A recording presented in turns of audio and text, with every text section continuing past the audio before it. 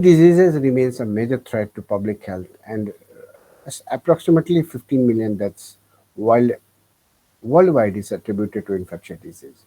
So this was a major threat, not only infectious disease, there are a lot of other diseases which are posing a serious challenge to human race. So one of the thing is that the global pandemic, if you see, we had the COVID-19, and because of that, we had several deaths happen. And still, I know we all are off from the mask, and how before the masking era, everybody was in house arrest. Okay, so we can feel the 2020-21 how it was that. So we had all been challenged with this emerging infection. So emerging and re-emerging infectious diseases are really posing a serious threat to human lives. And COVID-19 is one of the examples. We have been still hearing a lot of cases in China. Still there are lockdowns are happening. Still a lot of cases are coming. So how to fight these bugs is to have a proper therapies. And so the emphasis of vaccine adjuvants and novel therapies can be visualized from this cartoon.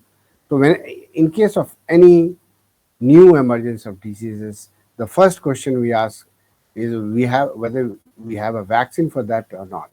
We can see that during Delta and uh, variants of COVID, how people were rushing for the vaccines. We have to keep in line, we have to book it. So there was a huge demand for the vaccines, and that's very true because it saves lives. There are reports that it saves lives.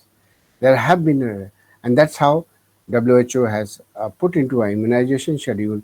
And this, as the child is born, we are all are pumped with a different type of vaccines. So if you see the vaccine market today, it is estimated to be around $100 billion by 2026, and the rate of growth is phenomenal. So we see a lot of the vaccine companies are coming up, and not only the challenge is the human viruses or pathogens, the zoonotic, the animals emerging viruses are also posing challenges like brucella, leptospira. So many things are there, and because of close proximity of human and animals, we are seeing a lot of emergence of new diseases. So to fight against this disease, we really require good, proper vaccines, okay, and proper, efficient vaccines. So that you can emphasize that how the the investments in the vaccine market is coming, and this could be one of the factors that is responsible. Could be the prevalence of diseases, and there are increasing government and non-government funding for vaccine development. And as I told you, there is a increasing investment by companies. So these are the factors that are really uh, adding towards the vaccine markets. So the credit for the vaccine discovery goes to uh, so vaccines and immunology, they have evolved.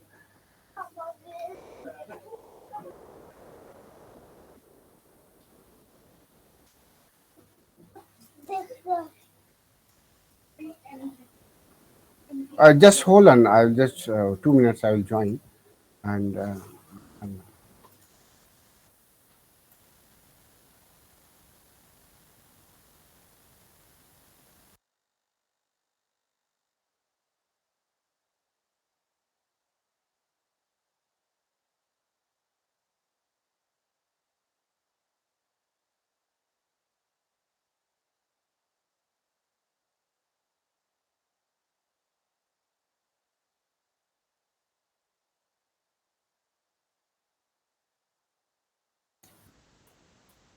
so sorry for disturbance. And am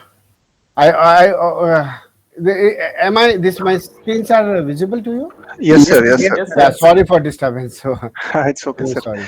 Okay. So this is so if you see the first vaccination, how the or the history of vaccines. So when I'm talking about vaccines, so the vaccine and immunology, they have evolved together, and it goes back to 17 like 1718 and all those era where people knew that before that also people knew that there is a sort of immunity happens, and that's a the people who had recovered from certain type of disease, they were allowed to nurse the people who were really suffering from that particular disease. And in science, we say that serendipity combined with astute observations that leads to a big discovery. And the discovery of vaccines goes to the what you call this. I'm still having trouble. Sorry, this put to a.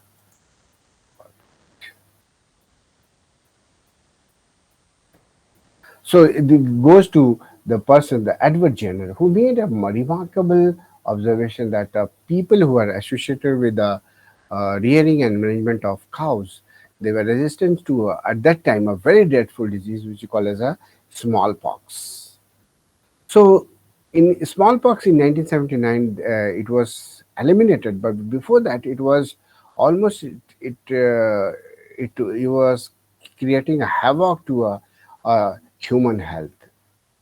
And this observation that the people who are suffering from associated with the management and rearing of cows, were resistant to the smallpox, and this was applied. This observation was applied that the pustules and were transferred, and the person who got it further, he was challenged with the smallpox, and to the surprise that the child survived from the smallpox. So that leads, this observation leads to the foundation of vaccines, and this was added by the lot of different scientists like Louis Pasteur. There are plenty of different scientists, and that all these combined efforts led to the discovery of vaccine. And vaccine, as a term, vaccine means the vacca. It's derived from vacca. Vacca in Greek is a cow. So Edward Jenner, this Louis Pasteur credited the discovery to the Edward Jenner, and that's how we call it as a vaccines. So as a result of discovery of vaccines, today smallpox is almost eliminated from the globe, although we have some recurrent and etc. So after the smallpox, you can see this is the chronology of different type of vaccines developed in the market. And if you see, we have different type of vaccines. We have live attenuated, inactivated, toxoids, polysaccharides. So these are different criteria of the categories of vaccines available. And so you can see the plethora of different vaccines available in the market, and that's how, if we know that there are, when you take our child to a hospital, they will ask whether you need a painless or without pain. Okay, so if you ask, okay, you inject with a painless vaccine, the cost goes high, and if you go to a government hospital, it will be almost fivefold or tenfold lesser. So what is making, what are the difference making? So that's why I'm saying the vaccine field is evolving. It's evolving altogether. Okay, and the day will come, and our focus, we have been focusing where we can take one vaccine and that will be provide protection against multiple diseases. I will tell you about the concept, how we can use that and apply for new generation vaccines. So these are the chronology of different discovery of vaccines, and in market we have different type of vaccines available, and this is the immunization schedule one has to follow.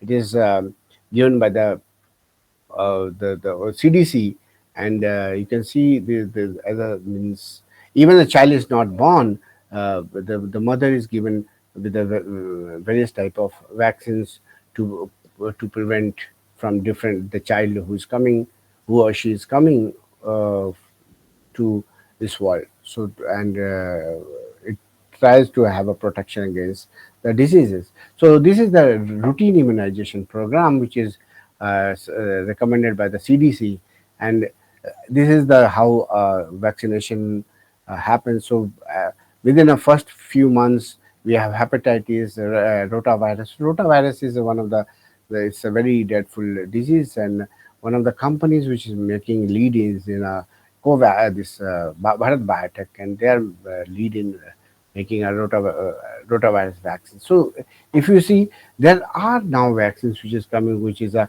pentavalent, hexavalent. So many different type of vaccines are coming. So this is the immunization schedule, and as I told you, the vaccine is one of the greatest triumphs of modern medicines. Why?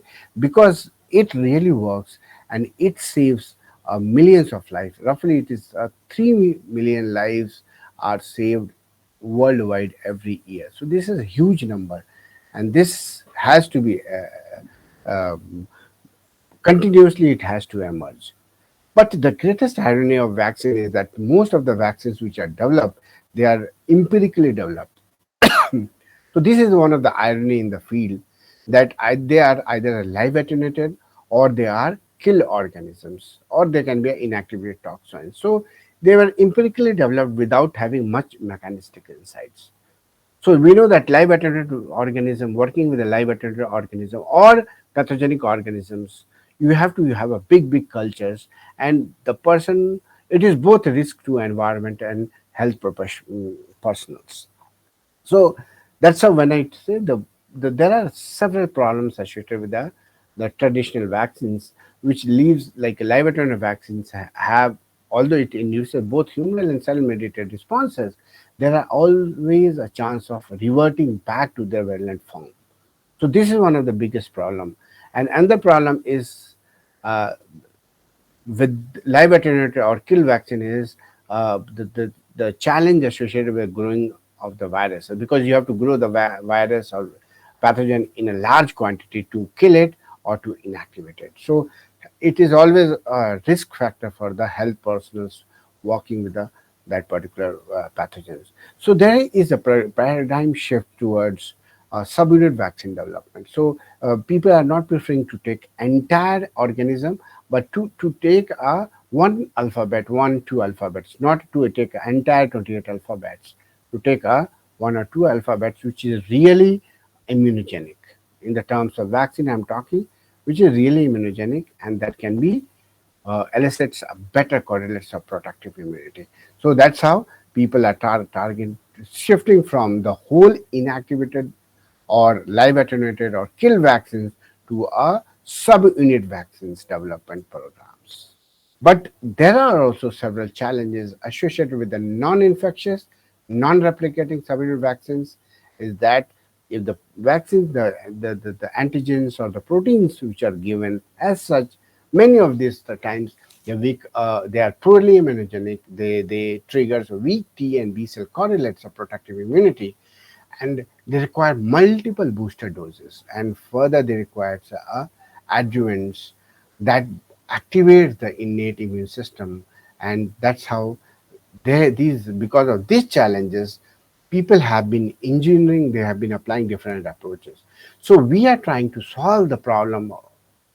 Our lab, we have been focusing to solve this problem of subunit vaccines by two approaches. Is one, we are working on vaccine delivery system, and then there is adjuvants. And then we are trying to address this question, that whether how we can cut down this number of syringes. You can see, and these are very painful. If you see, a child goes to a vaccine, they give a big needle, so it is like intramuscular it is given, and it is sometimes really horrifying to see that a child is given such type of painful. They have to go to take the vaccine programs, and not one, they have to go to a multiple series of immunization program. So how to cut down, the one of the question we are asking is how we can cut down this number of needles, and how we can combine all this to make a one vaccine for formulation. So this is our long-term approach we have been doing, and I will tell you some of the stories, successful stories where we are being successful, and the day will come that so many needles can be combined into one needle, and it will confer protection against multiple diseases. So these challenges we are trying to address through the proper vaccine delivery system and through the development of novel adjuvants. So today, if you see the COVID, the success of COVID vaccine came as a result of adjuvants. So although the technology was, the people knew that, okay, you take you grow the virus, SARS-CoV-2 virus, kill it, and give to the humans, or the vaccine is. But many times it does not work. So to make it to work, we need a good adjuvants. So both the aspects we have been working, and I will share some of the stories, some of my research data, where we have been successful in making this in these two areas. So I will, one by one, I will try to address, and then in last portion I will try to explain you how, using a novel adjuvants, we have come up with a very, if you have seen in some of the newspaper, leading newspapers, we have, this has been a news highlight that the product what we have developed is really working for the COVID-19, and we are trying to extrapolate to other diseases also. So let me start. So we know that reverse vaccinology leads to a vaccine antigen discovery. So we can, through with the help of reverse vaccinology, we can identify the antigens which are immunodominant, and then we, with a proper delivery system, we use a various type of nanotechnology approaches as a delivery system. So nanovaccinology can be answer for a proper antigen discovery and vaccine delivery system. So if you can see this cartoon, so most of the genome is sequenced. So many of the pathogens, if you see a Mycobacterium tuberculosis, Leptospira, many of the genome is sequenced. So we know all potential antigens. So if you know all potential antigens, we can, using various immunoinformatic approaches or bioinformatic approaches, using artificial intelligence, we can combine this artificial intelligence, we can identify various type of immunodominant antigens, and we can, once we identify the immunodominant antigens, using various type of heterologous expression system, which can be either a E. coli expression system. So we can, you take, so this is a pathogen, you take one component of the alphabet of the pathogen, using, and then you clone into a heterologous system, which can be yeast, insect cells, or it can be a bacterial cells, and you express these proteins. And once these proteins are expressed, you directly use as a adjuvants. Another approach can be used as a DNA, and you can make a DNA vaccines, or they can be put into a live vaccine vectors, and they can be used as a vector vaccines. So how this is done? So as I told you, using computational approaches, what we do, we identify it, and these antigens are purified and put into a proper delivery system, given first into animal models. We test whether our predicted antigens are really immunodominant, and if they are immunodominant, how we like you have screened 10 antigens, out of 10 antigens, maybe two or three antigens, they are really functional, and uh, then we take further to a human trials. So the selected antigens, then they are exposed for various type of clinical, preclinical and clinical trials. So maybe we start with a 2,000, 3,000 proteins, and we end up with less than 100 proteins. So this is a strategy where we generally follow. And so what I told, so once you have the antigen,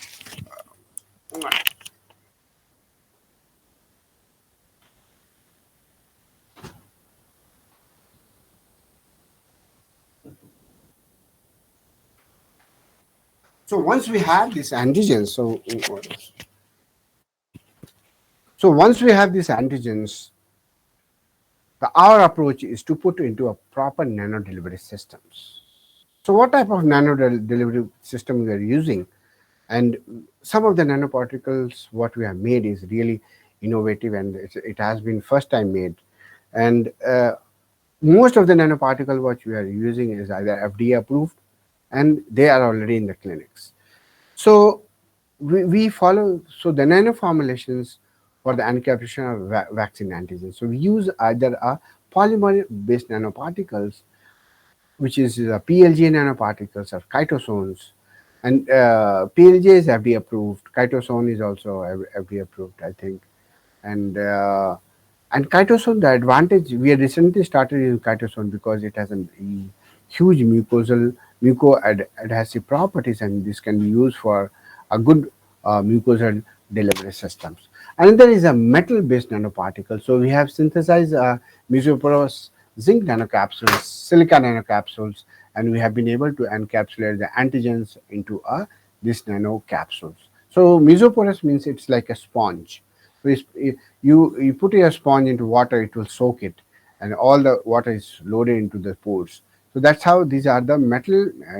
These are the metal because they have a sustained release, and they have just long shelf life. So use various type of metal-based nanoparticles. So our emphasis is on zinc oxides, because zinc we know that is required for our body for various type of development processes, and we know zincovate also people take as a supplements. And further we are using a silica nanocapsules. And third is a nanovesicles. So we use a we this is the nanovesicle which we have made of we have engineered a bacteria which is a probiotic strain. It is FDA approved, and this bacteria is somehow we have exploited this bacteria for making a vesicles. I will tell a very good story, like some of the data pertaining to this. So this is a hypervesiculating bacteria. So you clone your gene of interest in this bacteria, and this bacteria will shed these vesicles, and your antigens is loaded into this. Automatically, it is loaded. So we are successful in making a vaccine against poultry antigens, and poultry is a big challenge to human race because many of the antibiotic resistance are coming from the poultry industry. So that's how we if we really want to cut down the antibiotic emergence of antibiotic resistance, the poultry is one of the major area to work. So we are because focusing on outer membrane vesicles, and then we are using a various type of exosomes like milk derived exosomes, and because milk has a mucosal adherence property. So we are working on majority of we are working on the mucosal delivery system. So this is how these are the three approaches we have been using for nanoformulations. So once you nanoformulate, what we do is for immunological screening, we put into mice. So we use mice as an in vivo model system to predict the efficacy of computationally or predicted antigens. So what we do, we immunize the mice, and then we do immunoprofiling. So what we do, we have a primary immunization and boost. We collect the blood, and once we collect the blood, we do the T cell screening and the B cell screening. Why T cell and B cell screening is because it is adaptive immunity that is associated with the immunological memory. So that's how if some antigen is able to trigger a good amount of T cell and B cell response and immunological memory, that's how it can serve as a better vaccine formulations. So we know that. So if you see why memory is important, I will give you a classical example. One shot of yellow fever vaccine, if you take, it provides protection to almost like 20-25 years. So how it provides it? Because somehow the yellow fever vaccine program our B cells, our body, to generate the antibodies or the B cells which has a longer memory. So how to do this? We do a general T cell screening and we do a B cell screening. So T cell screening we do is you can take the blood, you can take the different organs, we do a recall assay, and we check for the production of various effector molecules like IFN gamma by ICC ELISA, thymidine, T cell proliferation by thymidine. And then we isolate the blood, we quantify the serum ELISA, we do the IgG isotyping, BR code for antibody with avidity and LS spot. Further, we also do a germination centers in spleen and lymph nodes. So this we gives a tentative about the antibody responses. So if you have any questions, please let me know in between. Okay. So if I go and speaking and if I don't hear from you, I think it sounds that you people are not understanding. So if you have any question, you can interrupt me, please. Okay. So one Okay, of sir. the classical example what I have talked is a metal base or mesoporous zinc oxide nanocapsules. So this is the as I told zinc of why we target the zinc is the metal based nanoparticles. They have several advantages because these are rigid, they have long shelf life, and they have a capability to tailor immune properties. And they MNPs, they have a efficient, they are efficient cross presenters, and they trigger the activation of APCs like dendritic cells. So these are some of the immunomodulatory properties, and because of that we target the metal-based nanoparticles. So if you see the zinc oxide, so the zinc has been well documented and is approved by FDA. It has been already used as an antibacterial, antifungal, and UV protection features. So it is also, it has